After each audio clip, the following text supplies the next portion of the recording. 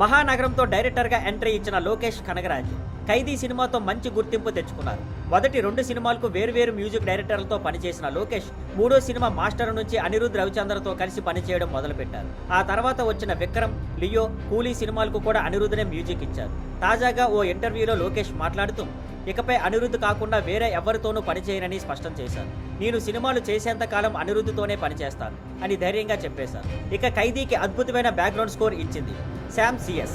ఆ సంగీతం సినిమాకి పెద్ద సక్సెస్ ఇచ్చింది. కానీ ఇప్పుడు ఖైదీ 2 గురించి చర్చలు జరుగుతున్నాయి. ఈ సీక్వెల్ స్టార్ట్ కావడానికి ఇంకా టైం ఉంది. కాబట్టి శామ్కి బదులు అనిరుద్నే తీసుకురావాల్సి వస్తుందని టాక్ వినిపిస్తుంది. దీన్ని అభిమానులు ఎలా స్వీకరిస్తారో చూడాలి.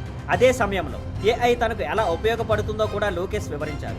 మేము ఎప్పుడూ కొన్ని రిఫరెన్స్లు చూసుకుంటూ వాటిని సినిమాల్లో ఎలా అప్లై చేయాలో ఆలోచిస్తాం. ఆ విషయంలో ఏఐ నాకు సహాయపడుతుంది అని చెప్పారు. ప్రస్తుతం లోకేష్ కొంత గ్యాప్ తీసుకుంటూ డైరెక్షన్కి దూరంగా అరుణ్ మాతేశ్వరన్ దర్శకత్వంలో తన యాక్టింగ్ డెబ్యూ మీద ఫోకస్ చేస్తున్నారు. Thank you for watching. Please like, share and subscribe.